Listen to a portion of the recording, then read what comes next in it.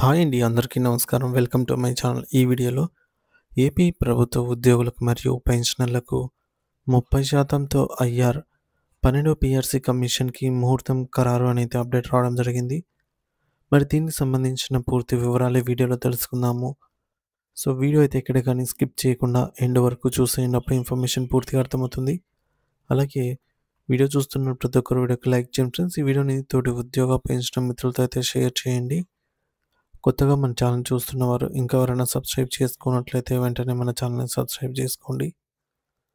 So దీని ద్వారా నేను చేసే లేటెస్ట్ వీడియోస్ అన్నీ మీ వరకు రీచ్ అవుతాయి. ఇక ఆలస్యం చేయకుండా వివరాల్లోకి అయితే వెళ్ళిపోదాము. ఫ్రెండ్స్, ఇక విషయానికి వచ్చినట్లయితే ఆంధ్రప్రదేశ్ రాష్ట్ర ప్రభుత్వ ఉద్యోగులు మరియు ఉపాధ్యాయ వర్గాల నుండి ఎప్పటి నుంచో వినిపిస్తున్న ప్రధాన డిమాండ్లపై ఐక్య ఉపాధ్యాయ ఫెడరేషన్ యూటీఎఫ్ మరోసారి పోరుబాట పట్టింది.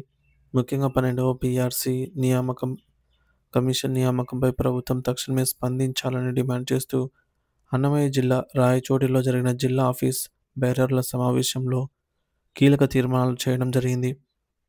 రాష్ట్ర ప్రభుత్వ ఉద్యోగుల ఆర్థిక అవసరాలను దృష్టిలో ఉంచుకొని వెంటనే 12వ పీఆర్సీ కమిషన్ను నియమించాలని, కమిషన్ నివేదిక వచ్చేలోపు తక్షణ ఉపశమనంగా 30% మధ్యంతర భృతి ప్రకటించాలని యూటీఎఫ్ రాష్ట్ర అధ్యక్షుడు నక్క వెంకటేశ్వర్లు మరియు రాష్ట్ర కార్యదర్శి లక్ష్మీ రాజా గారు ప్రభుత్వాన్ని అయితే గట్టిగా డిమాండ్ చేశారు.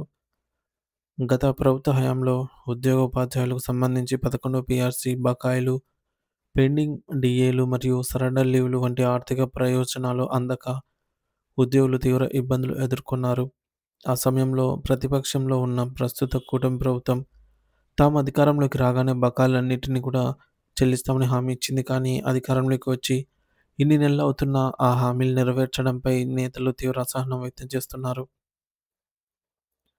ఇది ఉద్యోగులను మోసం చేయడమే అవుతుందని విమర్శించారు.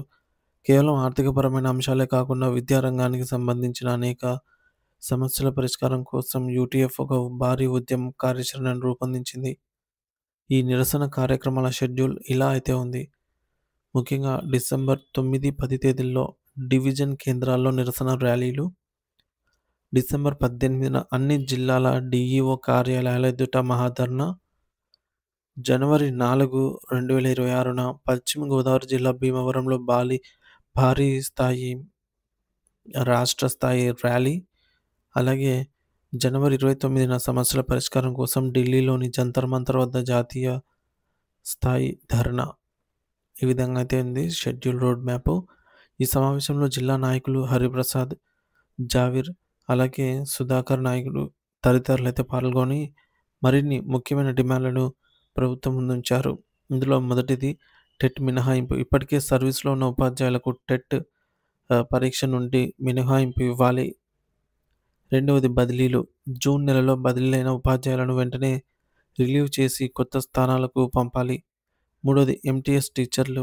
ఎంటీఎస్ విధానంలో పనిచేస్తున్న ఉపాధ్యాయుల పదవీ విరమణ వయసును 62 సంవత్సరాలకు పెంచాలి మరియు వారిని రెగ్యులర్ చేయాలి.